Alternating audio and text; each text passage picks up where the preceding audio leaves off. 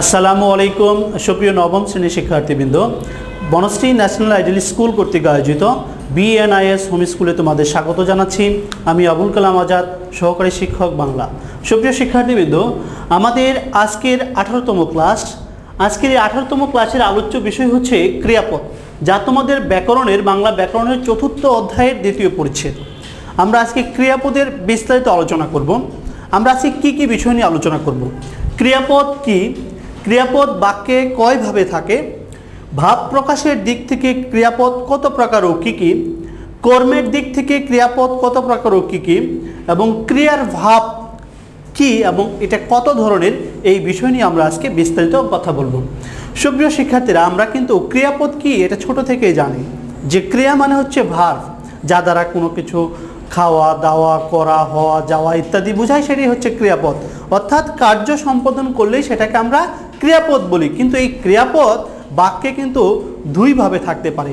একটা উজ্জ মানে এখানে উল্লেখ থাকবে না, আরেকটা হচ্ছে উল্লেখ থাকবে। অর্থাৎ একটা ক্রিয়াপদ আমরা স্পষ্টই বুঝতে পারবো বাক্যে যে এখানে ক্রিয়াপদ রয়েছে। আরেকটা জিনিস রয়েছে যে ক্রিয়াপদ উল্লেখ নেই কিন্তু এটা উজ্জ থাকে, অর্থাৎ অনুক্ত থাকে। এখন আমরা যদি বলি যে ইনি আমার ভাই, একটু খেয়াল করো তো, যে ইনি আমার ভাই, এখানে কোনো ক্রিয়াপদ রয়েছে? ক্রিয়াপদ নেই, কিন্তু এখানেও কিন্তু একটি ক্রিয়াপদ রয়েছে। যে ইনি আমার ভাই, ইনি আমার ভাই, অর্থাৎ he is my brother, he is my brother, ইনি আমার ভাই।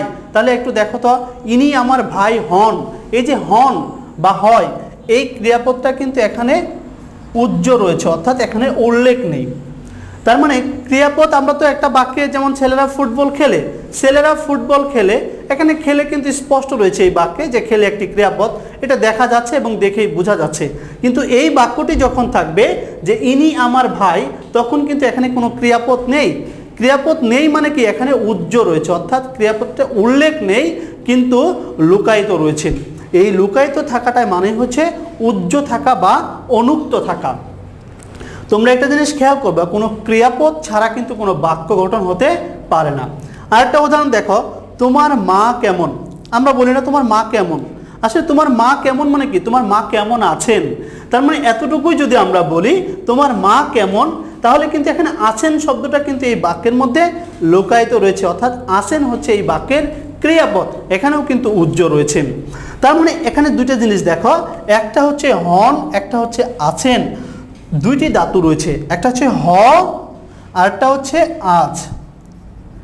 এই ধাতু দুটি, অর্থাৎ ক্রিয়ার মূলকেই তো আমরা ধাতু বলি, এই ধাতু দুটি সবসময় একটি বাক্যে কিন্তু উজ্জ থাকে, অর্থাৎ অনুক্ত থাকে। পরীক্ষায় কিন্তু আসতে পারে যে কোন ধাতু দুটি বাক্যে উজ্জ থাকে, তাহলে হ ধাতু এবং আস ধাতু, এটা অবশ্যই তোমরা খেয়াল রাখবা।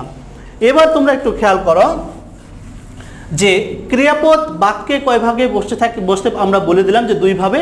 ভাব প্রকাশের দিক থেকে ক্রিয়াপদ কত ধরনের? ভাব প্রকাশের দিক থেকে ক্রিয়াপদকে দুই ভাগে ভাগ করা হয়েছে, একটি সমাপিকা ক্রিয়া, একটি অসমাপিকা ক্রিয়া। একটি সমাপিকা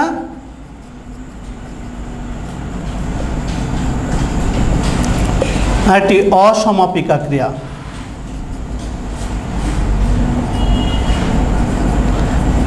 এই সমাপিকা ক্রিয়াকে ফাইনিট ভার্ব বলা হয়, অসমাপিকা ক্রিয়াকে নন ফাইনিট ভার্ব বলা হয়।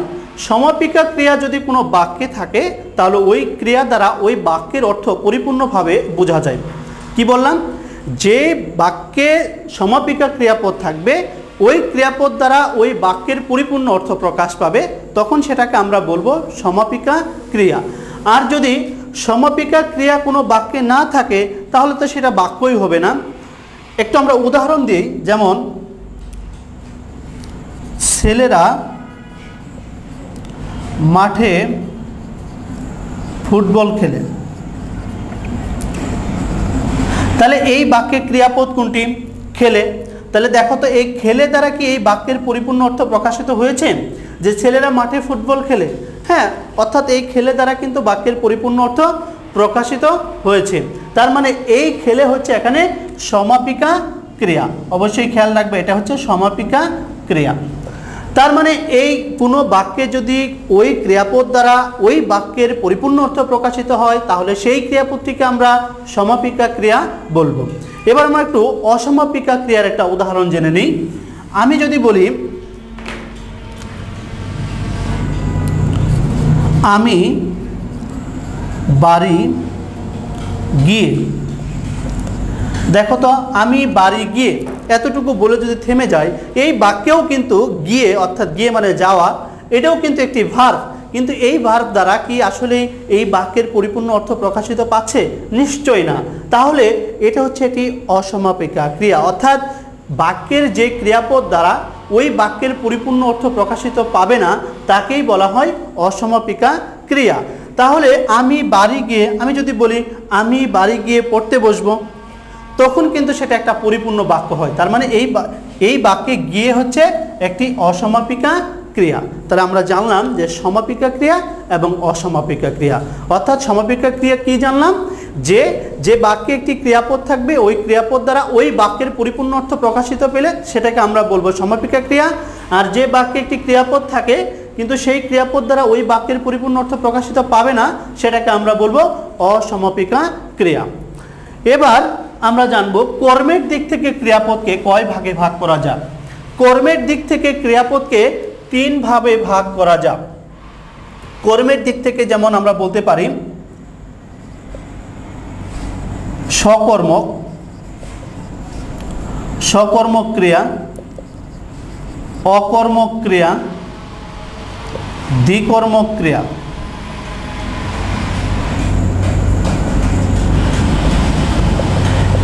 তাহলে কর্মের দিক থেকে, অর্থাৎ এখন এই কর্মটা আমাদের আগে জানতে হবে যে কর্ম আসলে কি। কর্ম হচ্ছে একটা বাক্য, যে একটা বাক্যে যদি ক্রিয়া থাকে, ক্রিয়া তো অবশ্যই ক্রিয়া ছাড়া বাক্য হয় না, একটা বাক্যের যে ক্রিয়াপদকে যদি তুমি কি বা কাকে দ্বারা প্রশ্ন করো তাহলে তুমি কর্মপদ খুঁজে পাবে। আবার বলছি, বাক্যের ক্রিয়াপদকে কি বা কাকে দ্বারা প্রশ্ন করলে যে উত্তর খুঁজে পাবো সেটাই হচ্ছে কর্মপদ। তাহলে আমি যদি বলি যে বাবা আমাকে একটি কলম দিয়েছেন, একটু খেয়াল করো, বাবা আমাকে একটি কলম দিয়েছেন, এই বাক্যে ক্রিয়াপদ কোনটা? প্রথমে ক্রিয়াপদটা আইডেন্টিফাই করতে হবে। বাবা আমাকে একটি কলম দিয়েছেন, তাহলে দেওয়াটা হচ্ছে ক্রিয়াপদ। তাহলে এই ক্রিয়াপদকে কি বা কাকে দ্বারা প্রশ্ন করতো?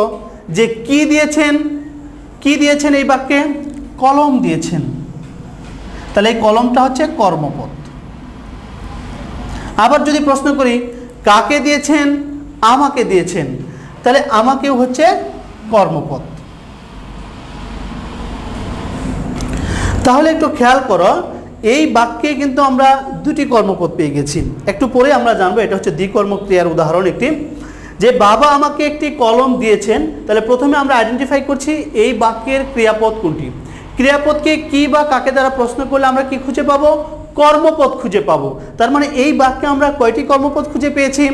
দুইটি কর্মপদ খুঁজে পেয়েছি, একটি হচ্ছে কলম আর একটি হচ্ছে আমাকে। এখন আমরা জানবো যে সকর্মক ক্রিয়াটা কি। সকর্মক ক্রিয়া হচ্ছে যে বাক্যে ওই ক্রিয়াটির কর্ম থাকবে সেটাকে সকর্মক বলা হয়। আবার বলছি, যে বাক্যে ক্রিয়ার কর্ম থাকবে সেটাকে আমরা বলবো সকর্মক ক্রিয়া। এখন আমি যদি বলি, উদাহরণ দিই, যেমন স্বপন চিঠি লিখছে, স্বপন চিঠি লিখছে, এখানে লিখছে মানেই তো একটা ভার্ব। তাহলে কি লিখছে? চিঠি লিখছে। তাহলে এই চিঠিটা কোন পদ?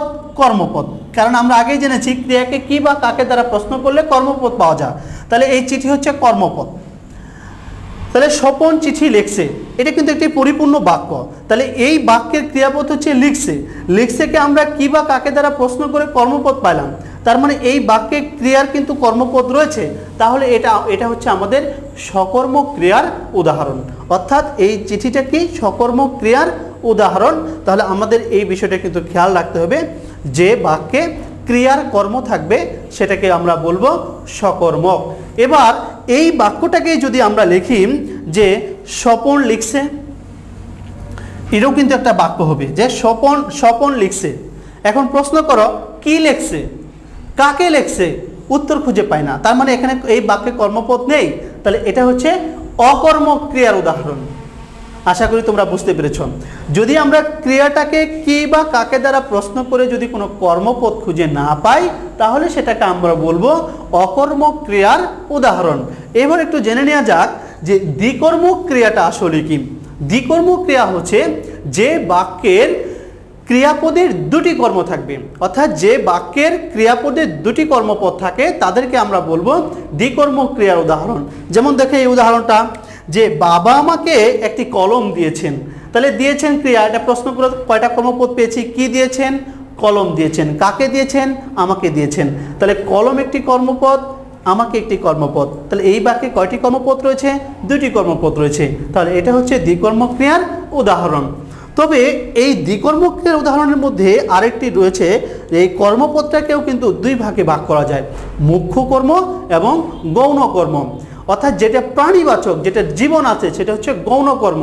তাহলে এই বাক্যে কোন কর্মপদটার জীবন রয়েছে, আমাকে, তাহলে এটা হচ্ছে একটা প্রাণীবাচক। তো প্রাণীবাচকটা আমরা কি বলবো, গৌণ কর্ম বলবো। এটা কি ধরনের কর্ম, গৌণ কর্ম। আর কলম এটা হচ্ছে একটি মুখ্য কর্ম। এটা কিন্তু একটু খেয়াল রাখতে হবে তোমাদের, যে গৌণ কর্ম এবং মুখ্য কর্ম, কর্ম দুই ধরনের।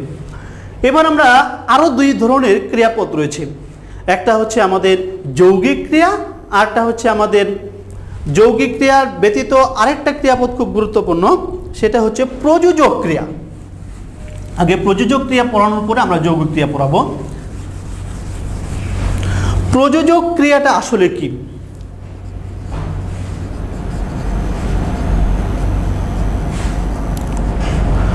প্রযোজক ক্রিয়া হচ্ছে যে মানে সাবজেক্ট নিজে কাজ করবে না, অন্যকে দিয়ে কাজ করাবে, তখন সেটা প্রযোজক ক্রিয়া হবে। কিভাবে হবে? যেমন যদি বলি মা শিশুকে চাঁদ দেখাচ্ছেন, মা শিশুকে চাঁদ দেখাচ্ছেন। একটু খেয়াল করো, এই যে চাঁদ, মা শিশুকে চাঁদ দেখাচ্ছেন, কিন্তু এই দেখার কাজটা কে করছেন? এই দেখার কাজটা কিন্তু শিশুই করছেন, কিন্তু মা শুধু ডিরেকশন দিচ্ছে। যেমন বিভিন্ন সিনেমা যখন তৈরি করা হয়, নায়ক বা নায়িকারা কিন্তু এখানে কাজ করে, আর প্রডিউসার যিনি, অর্থাৎ পরিচালক বা ডিরেক্টর যিনি, তিনি কিন্তু শুধু দিক নির্দেশনা দেন। তাহলে যে দিক নির্দেশনা দেন সেটাকে আমরা প্রযোজক বলি, আর যিনি কাজ করেন সেটাকে আমরা প্রযোজ্য বলি। তাহলে একটু খেয়াল করো তো, এই মা হচ্ছে তাহলে এখানে প্রযোজক, আর শিশু হচ্ছে এখানে প্রযোজ্য। তাহলে আমরা প্রযোজক ক্রিয়াটা কি, মানে মা নিজে কাজ করছে না, শিশুকে দিয়ে কাজ করাচ্ছেন। তাহলে এই যে চাঁদ দেখাচ্ছেন, চাঁদ দেখানোর কাজটা মা করাচ্ছেন, কিন্তু দেখতেছে কে? শিশু। তাহলে এই দেখাচ্ছেন হচ্ছে একটি প্রযোজক ক্রিয়া, অর্থাৎ এই মায়ের সাথে কিন্তু একটু দেখানোর একটা সংশ্লিষ্টতা খুঁজে পাওয়া যায়। তাহলে মা শিশুকে চাঁদ দেখাচ্ছেন, এই বাক্যটি যদি পরীক্ষায় আসে, তাহলে এটি কী ধরনের ক্রিয়ার উদাহরণ দেখাচ্ছেন? এটা হচ্ছে আমাদের প্রযোজক ক্রিয়ার উদাহরণ। এরকমভাবে যেমন সাপুরে সাপ খেলায়, সাপুরে সাপ খেলায়, আসলে সাপুরে কিন্তু খেলাটা দেখায় না, দেখায় হচ্ছে সাপ। তার মানে ওই সাপুরে হচ্ছে সাপ খেলা দেখায়, সাপুরে সাপ খেলায়, এই খেলাটাই হচ্ছে আমাদের প্রযোজক ক্রিয়ার উদাহরণ। আমরা এবার একটু যৌগিক ক্রিয়া সম্পর্কে জানব।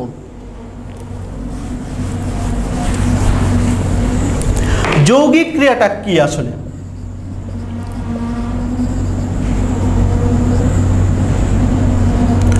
যৌগিক ক্রিয়া হচ্ছে আমাদের যে একটি সমাপিকা এবং একটি অসমাপিকা ক্রিয়া মিলে যে একটি ক্রিয়াপদ গঠিত হয়, সেটাকে আমরা বলবো যৌগিক।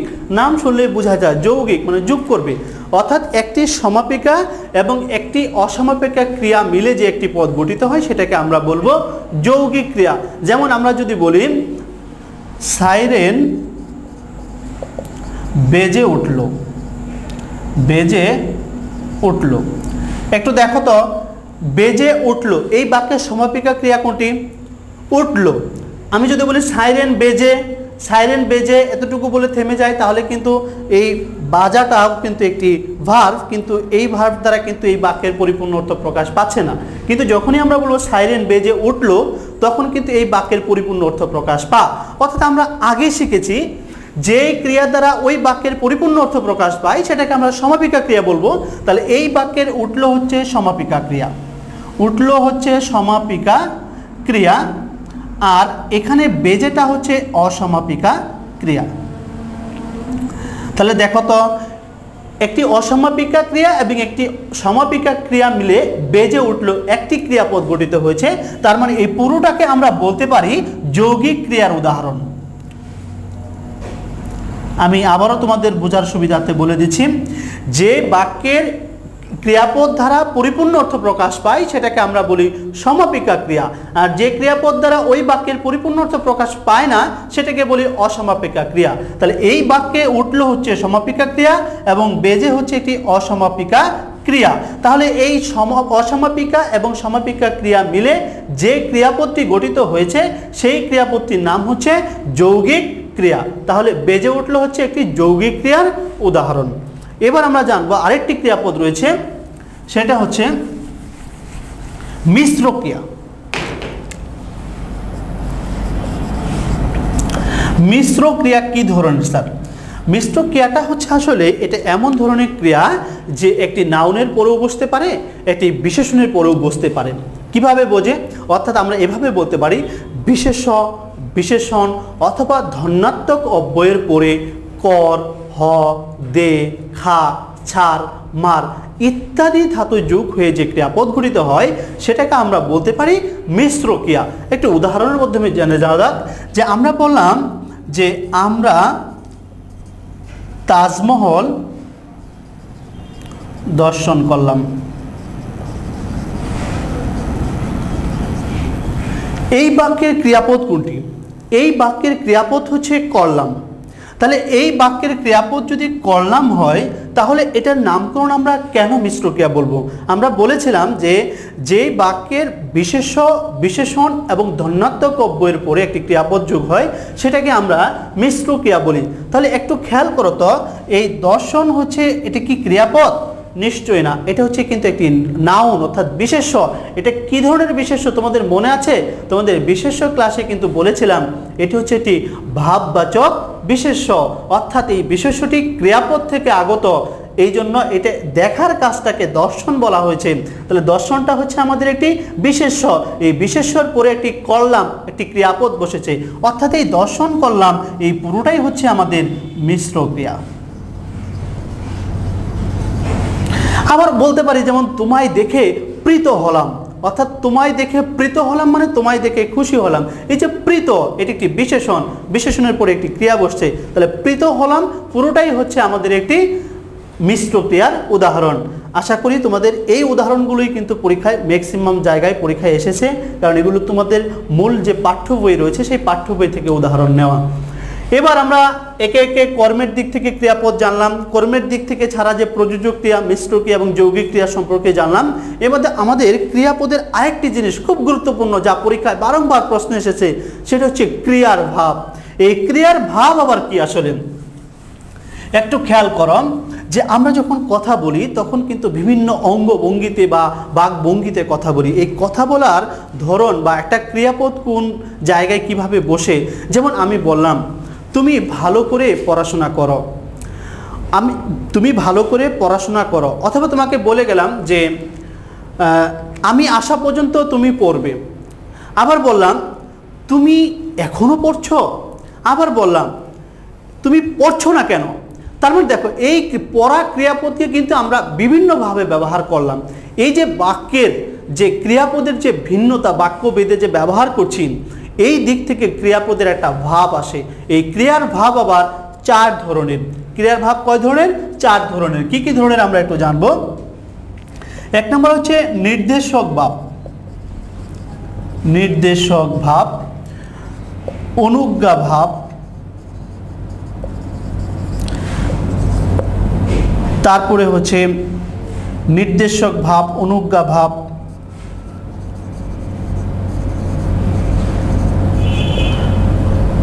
আকাঙ্ক্ষা প্রকাশক ভাব, 4 নম্বর হচ্ছে সাপেক্ষ ভাব। একটু খেয়াল করো, এই যে ক্রিয়ার ভাব যে 4 ধরনের, এটা হচ্ছে ক্রিয়ার ভাব। পরীক্ষায় কিন্তু আসবে যে ক্রিয়ার ভাব কত প্রকার। তাহলে ক্রিয়ার ভাব হচ্ছে 4 প্রকার: নির্দেশক ভাব, অনুজ্ঞা ভাব, আকাঙ্ক্ষা প্রকাশক ভাব এবং সাপেক্ষ ভাব। আমরা সংক্ষেপে এটা টেকনিকটা বলে দিচ্ছি। নির্দেশক ভাব হচ্ছে এখানে কোনো সাধারণ কথাবার্তা বা প্রশ্ন করা বোঝালে সেটা হচ্ছে নির্দেশক ভাব। সাধারণ কথাবার্তা, যেমন আমি তোমাদের এখন নবম শ্রেণীতে ক্লাস নিচ্ছি, সাধারণ কথাবার্তা। আবার বললাম তোমরা সবাই কেমন আছো, এই যে একটা প্রশ্ন, এটা হচ্ছে নির্দেশক ভাবের উদাহরণ। অনুজ্ঞা ভাবটা কি? অনুজ্ঞা ভাব হচ্ছে আদেশ, অনুরোধ, উপদেশ ইত্যাদি বোঝালে সেটা হচ্ছে অনুজ্ঞা ভাব। আমরা যদি বলি রোদ্রে দৌড়াদৌড়ি করো না, নিয়মিত পড়াশোনা করবে, এই যে এগুলো হচ্ছে অনুজ্ঞা ভাবের উদাহরণ। এবার আকাঙ্ক্ষা প্রকাশক ভাবটা কি? আসলে আকাঙ্ক্ষা প্রকাশক ভাব হচ্ছে যে আমাদের একটা ইচ্ছা প্রকাশিত হয়, অথবা এখানে মনে করো যে ভবিষ্যতের যে কল্যাণ সেই বিষয়টাও কিন্তু ইচ্ছা বা আকাঙ্ক্ষা বুঝায়। যেমন সে আসুক, আজকে বৃষ্টি হোক, এই যে একটা ইচ্ছা বা প্রার্থনা, মানে একটা আশা, প্রত্যয়, প্রত্যাশা, সমস্ত বিষয়গুলো কিন্তু আকাঙ্ক্ষা প্রকাশক ভাবের মধ্যে ফুটে ওঠে। সাপেক্ষ ভাবটা কি? আসলে সাপেক্ষ ভাবটা হচ্ছে যে একটা বাক্যে একটি ক্রিয়া অন্য একটি ক্রিয়া সংগঠনের উপর নির্ভরশীল থাকে। আবার বলছি, একটা বাক্যে একটি ক্রিয়াপদ অন্য একটি ক্রিয়া সংগঠনের উপর নির্ভরশীল থাকে, তখন সেটাকে সাপেক্ষ ভাব বলা হয়। সাপেক্ষ ভাব কি? সে যদি নিয়মিত পড়াশোনা করতো তাহলে পরীক্ষায় ভালো করতো। তাহলে তার এই যে পরীক্ষায় ভালো করাটা কিসের উপর নির্ভর করছে? নিয়মিত পড়াশোনা করার উপর নির্ভর করছে। অর্থাৎ একটি ক্রিয়াপদ অন্য একটি ক্রিয়াপদের উপর যখন নির্ভরশীল হয়ে যাবে তখন সেটাকে আমরা বলবো সাপেক্ষ ভাব। সুপ্রিয় শিক্ষার্থীরা, আমরা কিন্তু আজকের এই ক্রিয়াপদে অনেক বিষয় নিয়ে কিন্তু আলোচনা করেছি। আজকে আমরা ক্রিয়াপদের তোমাদের যে চতুর্থ অধ্যায়ের দ্বিতীয় পরিচ্ছেদ সম্পূর্ণ আলোচনা করলাম। এখান থেকে তোমরা বইয়ের যে উদাহরণগুলো রয়েছে এগুলো সবাই তোমরা ভালো করে খুব সুন্দর করে রিডিং করবে এবং বুঝে বুঝে পড়ার চেষ্টা করবে। সাথে এই ক্লাসটা আগে দেখবে, তারপরে তোমাদের এই ক্রিয়াপদটি অনেক সহজ মনে হবে। সুপ্রিয় শিক্ষার্থীরা, তোমাদের আজকের এই ক্লাস থেকে বাড়ির কাজ হচ্ছে 10টি এমসিকিউ জ্ঞানমূলক আকারে এইচডব্লিউ করবে। আবার বলছি, 10টি এমসিকিউ জ্ঞানমূলক আকারে এইচডব্লিউ করবে, অর্থাৎ সম্পূর্ণ ক্রিয়াপদের অধ্যায় থেকে 10টি এমসিকিউ জ্ঞানমূলক আকারে এইচডব্লিউ করবে। আজকের ক্লাস এই পর্যন্তই। সবাই ভালো থেকো। হয়তো অন্য কোনো দিন অন্য কোনো বিষয় নিয়ে তোমাদের সাথে আবার হাজির হবো ইনশাল্লাহ। আল্লাহ হাফেজ।